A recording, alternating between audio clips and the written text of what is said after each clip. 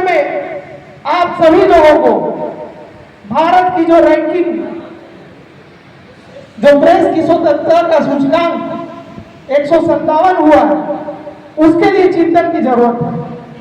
हम लोग 157 रैंक में चले गए, इससे पहले 151 में थे और आने वाले दिन में 167 में चले जाएंगे। कहीं कोई चिंतन नहीं होगा, होगा ही नहीं। प्रेस की स्वतंत्रता का सूचकांक, विश्व गुरु बनने की तमन्ना कहां है? हम कोई इसमें बात नहीं होती, कोई चिंता नहीं होती है। होगी कैसे? सुरक्षा कानून के बारे में कभी बात नहीं उठाते। नेता प्रतिपक्ष राहुल गांधी जब बोलते हैं वहां, तो उस बात को बोलते हैं जिसको प्रधानमंत्री किसी पत्रकार के विषय में, अगर मान लीजिए, या मीडिया के विषय में कोई बात बोलते हैं, या भाजपा के लोग किसी बात को बोलते हैं, या भाजपा के राज्य में किसी पत्रकार को तकलीफ होती है, तो राहुल गांधी उस विषय को बोलते हैं कि अपने झारखंड के पत्रकार के विषय में कभी बोले हुए सुना आपने? कभी नेता प्रतिपक्ष की ओर से सुना आपने कि देश में पत्रकार सुरक्षा कानून अभी की सरकार क्यों नहीं लागू कर रही है? कोई नहीं चाहता है पत्रकार मजबूत हो। चैनल के मालिक बिक गए हैं और बॉडी मीडिया कौन कह रहा है? पत्रकार। अरे पत्रकार कहां से बिका हुआ है? जिसको देखो पत्रकार को आए दिन बोल रहा है उल्टा सीधा। अरे चैनल बिक गया है, बड़े बड़े अखबार और चैनल अपने टेंडरशिप के चलते बिके हैं। उठा के देखिए किसी चैनल के मालिक को कहा जा रहा है तो राज्यसभा जा रहा है। उठा के देखिए किसी अखबार के मालिक को तो कहा जा रहा है पावर प्लांट का हिस्सेदारी ले रहा है। तो कहां फिर आप पत्रकार को दोषी दे रहे हैं?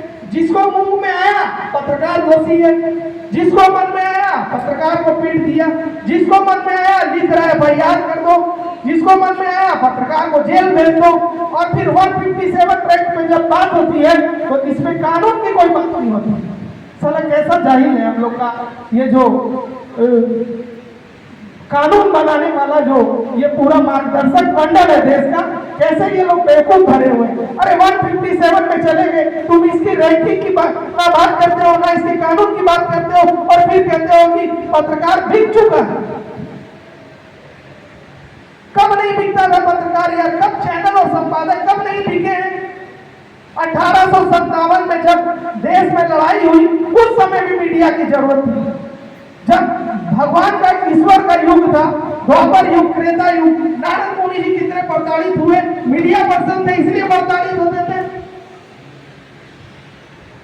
हम लोग के सबसे पहले पत्रकारों के गुरु नारद मुनि हुए। वो मैसेज प्रदान करते थे, जाकर एक दूसरे को मैसेज देते थे। तो क्या राक्षसों ने उनको डिस्टर्ब नहीं किया? क्या राक्षस हमला नहीं करते? अरे चुनौती कहाँ नहीं? आज बोलिए ना हम घर में सोएंगे, कोई चुनौती नहीं लेंगे। देखिए ना आपका बीवी बच्चा आपको घर से निकाल देगा, बोलेगा सोने के लिए पैदा हुए हैं, कमाइए और हमको खिलाइए। तो घरों में चैन नहीं है, चुनौती कहाँ नहीं है? चुनौती हर जगह है। कौन सा धंधा में चुनौती नहीं है? और पत्रकार को दिक्कत वही है जहां पे गुटबाजी चरम सीमा पे है। पत्रकार को दिक्कत वही है जहां पे आप संगठित नहीं है, और नहीं भी संगठित है तो भगत सिंह बनने का किसी के अंदर जज्बा नहीं है। भगत सिंह पैदा हो, पड़ोसी क्या हो, काहे तुम्हारे घर में आ जाएगा तो क्या तकलीफ है? भगत सिंह बोले थे हमारे साथ 100 आदमी चाहिए तो हम असेंबली में बम मारेंगे। 2 आदमी गए थे उनके साथ, वो भी मना कर रहे थे मत जाइए, फिर भी ले गए। तो भगत सिंह किसी को नहीं बनना है, विचार गोष्ठी है, बोलते चलो ये होना चाहिए, वो होना चाहिए, वो होना चाहिए, ऐसा होना चाहिए। अरे लॉ एंड ऑर्डर तो राजा और महाराजा के भी समय में था, जब लोगों को काट दिया जाता, मार दिया जाता था। हम लोग का तो पूरा गुरु अपना परिवार को कुर्बान कर दिए, इसी हिंदू धर्म की रक्षा करते। अरे कटते मरते तो लोग रहते ही हैं। आप एक अधिकारी से डर जाते हैं, अधिकारी आप बहुत कुछ बोल के चलेंगे, बैठे नहीं। हम बताते हैं जब ऊपर से करप्शन चलता है तो देश का रैंकिंग, प्रेस फ्रीडम मीडिया का रैंकिंग डाउन होता है। 157 में आने का मतलब है कि भारत करप्शन के मामले में बहुत नीचे जा चुका है। सीधी सी बात है। अधिकारी पैसा देके पोस्टिंग कराएगा, उसके बाद कोला बालू लुटवाएगा, उसके बाद करप्शन करवाएगा, और जब पत्रकार लिखेगा तो उसमें केस काहे नहीं होगा? वो पैसा देके पोस्टिंग कराया है।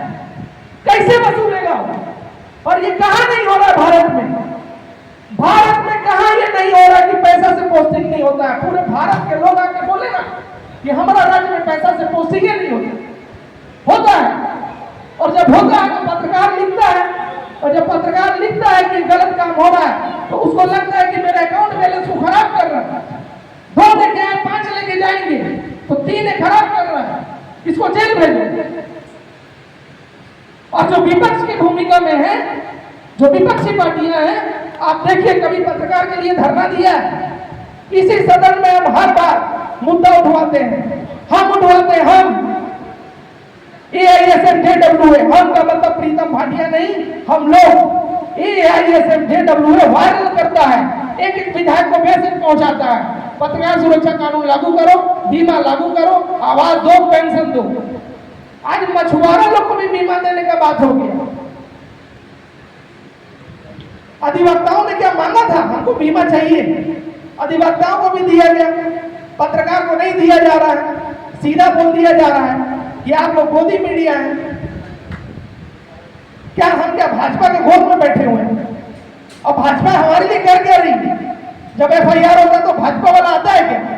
आता कोई धरना दिया? अभी नूर हसन गिरफ्तार हुआ, धरना दिया कोई नहीं दिया। अभी हजारीबाग में मंत्री के सामने पत्रकार को पीटा जाता, काहे नहीं पत्रकार लोग बैठा वहां धरने पे? खाली बोलेंगे ऐसा हो गया वैसा हो गया। पूरा प्रदर्शन हुआ राज्य में, जगह जगह पे काला बिल्ला लगाया, कोई धरना दिया, कोई ज्ञापन सौंपा, क्या हुआ? एक FIR नहीं हुआ। वो जो बोला जाता है संघे शक्ति कलयुगे, वो सब अभी नहीं चलेगा। भगत सिंह बनना होगा, लड़िए मरिए, जेल जाइए अगर पत्रकारिता करना है। पहले स्वतंत्रता सेनानी हुआ करते, 1857 में भी लोग लिख करके जो है ना अपनी बात मीडिया के जरिए पहुंचाते थे। उस समय भी पत्रकार वही होते थे जो आपका पर्चा बांटते थे, जो लिखते थे, लेखक थे, साहित्यकार थे, वो लोग लिखते थे, पहुंचाते थे अपनी बात जनता तक। जनता का सपोर्ट मिला।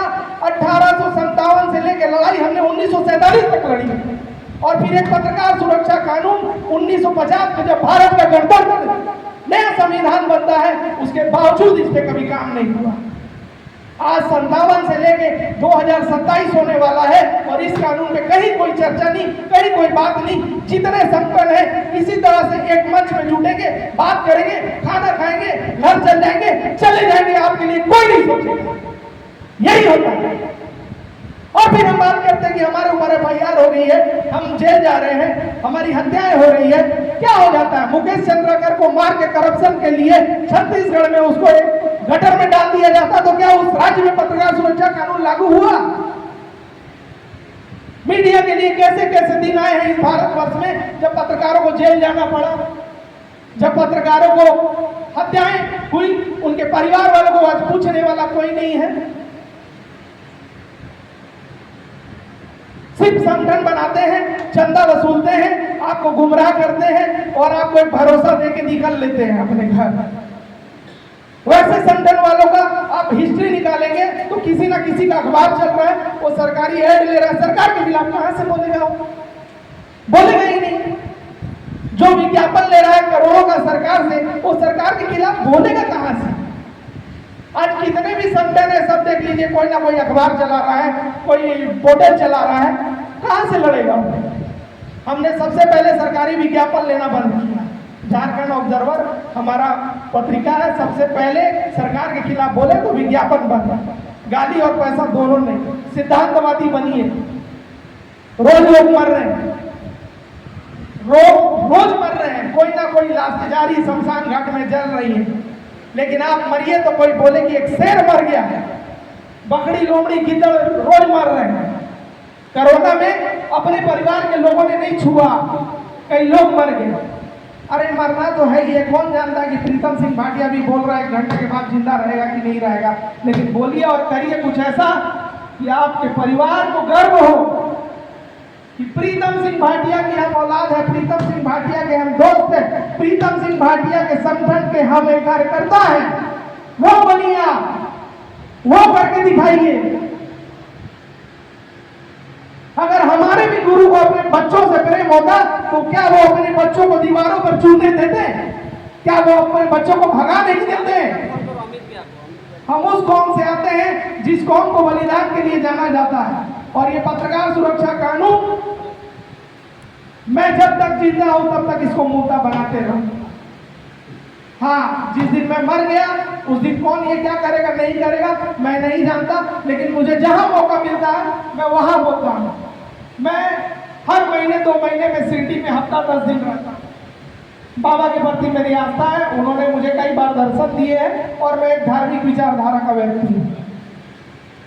वहां पे मुझे राघव चड्ढा मिल गए, आरती से निकल रहे थे, मैं भी वहीं खड़ा था। राघव चड्ढा जी को मैंने बोला, राघव जी आपने तो बहुत सारे मुद्दे उठाए, कभी पत्रकार का दर्द पता है आपको? सारे के बीच में बोला मैंने। बहुत सारे लोग थे, संस्थान के पदाधिकारी थे, पत्रकार थे, उनके बॉडीगार्ड थे, पीए थे, सारे लोग के बीच में मैंने बोला आपने तो बहुत मुद्दे उठाए, कभी पत्रकार के बारे में बोला? मैं पक्का बोल दूंगा, मैं उठा दूंगा इस बात को, आप देख लेना। रामदास अठावले मिले, मैंने बोला कि इतनी कविताएं आपने की, कभी पत्रकारों का दर्द झलकाया? कभी बोला कि पत्रकार को क्या दिक्कत होती है? बोले मैं पक्का बोलूंगा, चलिए हमारे साथ चाय पीते हैं, इस विषय में चर्चा करते। हमने बोला हमको कोई चाय नहीं पीनी, चर्चा नहीं करनी, आप इस मुद्दे को उठाइए, उसके बाद मैं दिल्ली में आपसे मिलूंगा। मैं दिल्ली में उसके बाद मिलूंगा आपसे। मैंने आपको मुद्दा दिया है, मुद्दा उठाइए और उसके बाद हम लोग बैठेंगे। हमारी पटरी नहीं खाती ज्यादातर अधिकारियों से, हमारे ये पॉलिटिशियन से भी पटरी नहीं खाती। हम सीधा सीधा बात करते हैं ताकि वो याद रखे कि कोई आया था और सीधा मुंह पे बोल के चला गया। और ये सीधा सीधा बात करने के चलते आपको जीवन में बहुत बड़ा बड़ा नुकसान होगा। लेकिन क्या हम मुद्दा छोड़ दें आप लोग का? क्या हम सुरक्षा कानून में बोलना छोड़ दें? सुरक्षा कानून का मतलब सिर्फ आपको सेफ्टी, कोई लाइसेंस, कोई बॉडीगार्ड मिलना नहीं है।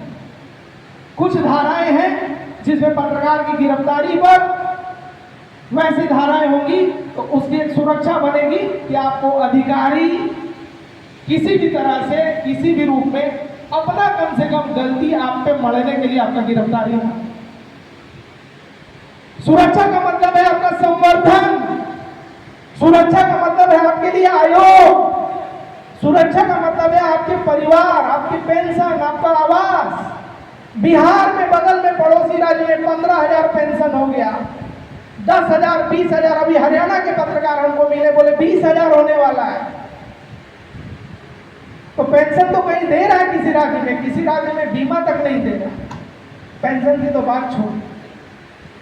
इसका कारण है यहाँ के नेता प्रतिपक्ष, यहाँ की सत्ता, यहाँ के विपक्ष, कोई नहीं चाहता है कि आप मजबूत हो। इतना करप्शन हमारे स्टेट में है, इतना करप्शन है कि रोज एक न एक खबर छपती है कि कैसे करप्शन हो रहा है।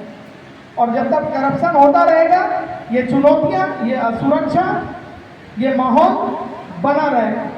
संगठित रहिए, और जो संगठित नहीं हो पा रहे हैं, अगर लिख दिया है तो पीछे मत हटिए।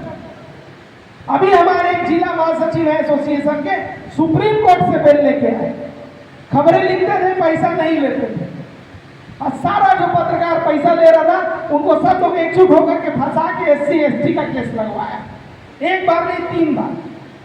और यही पुलिसिया तंत्र, यही प्रशासन के लोग उसको गिरफ्तार करने के लिए दिन रात एकजुट होकर ऐसे छापामारी करने लगे जैसे कितना बड़ा आतंकवादी छिपा हुआ है उसके घर। बेचारा भाग गया, 6 महीना बाहर रहा, सुप्रीम कोर्ट से बेल लिया, 6 महीना बाद आया। हमने DGP को बोला, हमने बताया कि थानेदार क्या कर रहा है, हटाना पड़ा कुछ समय बाद थानेदार को। फिर आया, फिर लिखा प्रशासन के खिलाफ, फिर लिखा उन पत्रकारों के खिलाफ जिसने उसको फंसाया था, जिसके चलते वो जेल जाते जाते बचा। इसको बोलते हैं स्ट्रगलिंग लाइफ, संघर्षपूर्ण जीवन। ये हुआ पत्रकार। अब ये क्या पत्रकारिता हुआ कि समस्या ही बताते जा रहे हैं। अरे लड़ो यार, जिंदगी एक बार मिला है, अगले जन्म में क्या बनोगे कौन जानता है। इतिहास रच दो, ऐसा कर दो कि तुम्हारे परिवार को, तुम्हारे दोस्त को, तुम्हारे मित्र को, तुम्हारे मोहल्ले वाले को गर्व हो। ये हमारे मोहल्ले का एक शेर था, मरने के बाद इतना ही जो है ना पूंजी है, यही प्रॉपर्टी हो रहा है। अकाउंट बैलेंस होने से कोई कई करोड़पति मरते, उनकी चर्चा भी नहीं होती, यही अकाउंट बैलेंस।